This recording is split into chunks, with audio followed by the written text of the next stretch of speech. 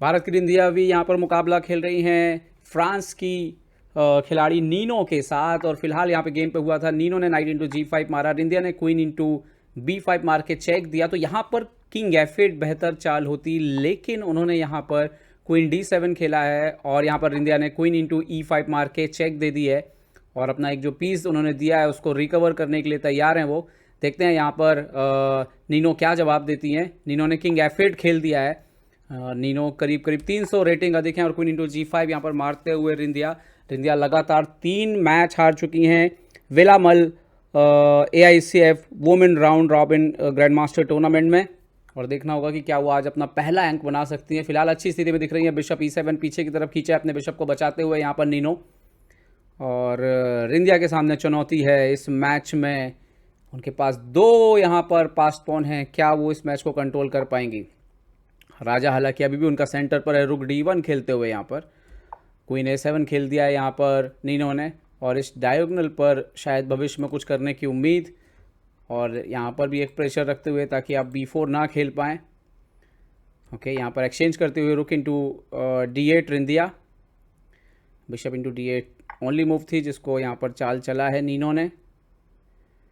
और अगली चाल बहुत महत्वपूर्ण। ओके, क्वीन आता हुआ D2 पर वापस ले लिया है अपने पीस को। और यहाँ पर समझदारी इसी में है कि आप सामने वाले का जो आक्रमण है उसको कमज़ोर करें और अपने फेवर में इस मैच को लाएं, क्योंकि सामने वाला समय के दबाव में भी है। यहाँ पर बिशप आता हुआ है A5 पर और C3 पर नाइट को एक्सचेंज करने की कोशिश रहेगी उनकी।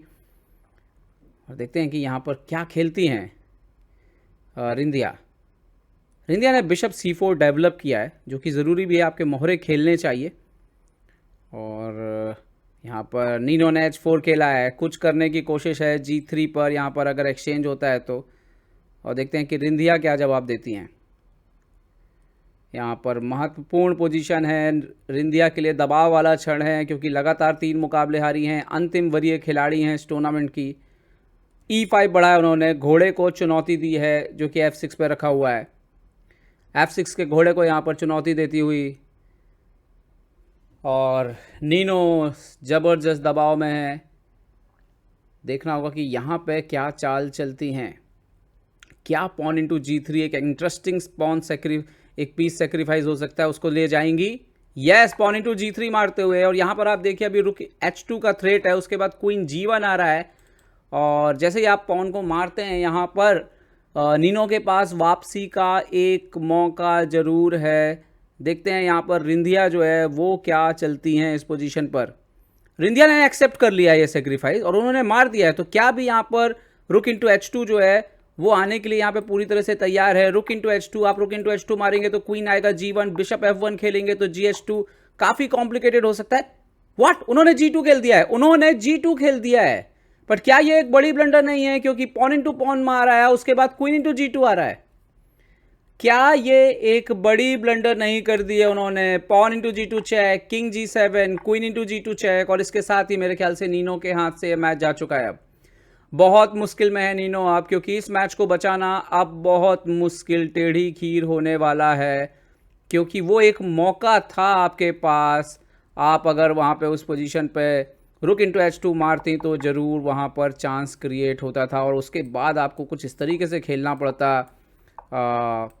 एक मुश्किल स्थिति में, जो कि ड्रॉ होता, लेकिन काफ़ी कॉम्प्लिकेटेड होता। लेकिन खैर मैच ऐसे आगे नहीं बढ़ा। चेक आया, अभी किंग F6 पर आ चुका है नीनो का। और यहाँ पर अब रिंदिया अपनी पहली जीत की ओर बढ़ती हुई और अपने से 301 अधिक रेटिंग की खिलाड़ी को पराजित करने की और कदम बढ़ाती हुई यहाँ पर बस फिनिश करने की देर है। फिनिश करना बहुत महत्वपूर्ण होगा। फिनिश कैसे करेंगे इससे बहुत कुछ निर्भर करता है। एक जीती हुई बाजी को जीतना ही कहते हैं कि शतरंज में सबसे कठिन कार्य है।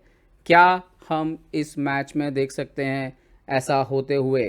क्वीन F2 आता हुआ, यहाँ पर एक्सचेंज ऑफर किया है, आप एक्सचेंज करेंगे तो सीधा सीधा आप हार जाएंगे डेफिनेटली।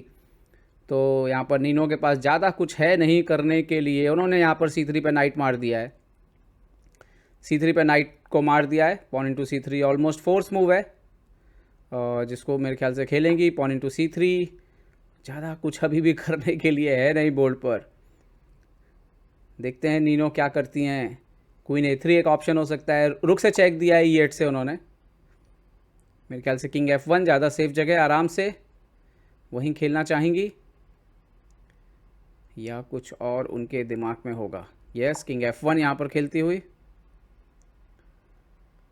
और अब नीनो के लिए करने के लिए बहुत कुछ नहीं है क्योंकि चेक राजा को आ नहीं रही है।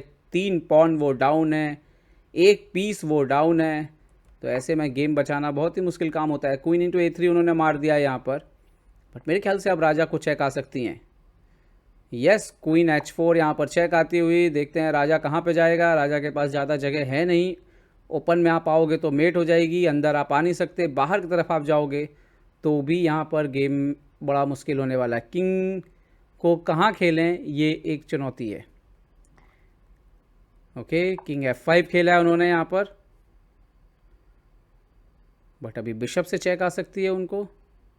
यस, बिशप D3 यहाँ से चेक आती हुई, और नीनो के लिए बाजी जो है वो लगभग समापन की ओर बढ़ती हुई, खेल लगभग अंत की ओर बढ़ता हुआ। किंग जाता हुआ E6 पर, बट क्या क्वीन E4 आ रहा है यहाँ पर, और उसके बाद आपका राजा कैसे, हाथी भी कैसे बचेगा? स्थिति बहुत ही ख़राब है एक्चुअली। थोड़ी देर में वो रुक भी गेम में आ जाएगा, और हाथी को कैसे बचाएं? मेरे ख्याल से चेक आ गई तो हाथी कहाँ जाएगा? आप किंग D7 नहीं जा सकते हैं यहाँ पर। क्वीन A4 आता हुआ यहाँ पर, क्योंकि आप यहाँ नहीं जा सकते हैं। बिशप B5 आ रहा है, यहाँ पे रिज़ाइन करना ही पड़ेगा नीनो को, और ये नीनो ने यहाँ पर हार स्वीकार कर ली है, और इसके साथ ही रिंधिया को टूर्नामेंट में अपनी पहली जीत मिल गई है। शानदार जीत यहाँ पर दर्ज की है रिंधिया ने, और देखते हैं कि एक बड़ा उलटफेर कहा जाएगा विलामल AICF women grand master round robin tournament का। उम्मीद करते हैं वीडियो ये प्रसारण आपको पसंद आया होगा। पसंद आया तो लाइक शेयर सब्सक्राइब करना ना भूलें दोस्तों। धन्यवाद।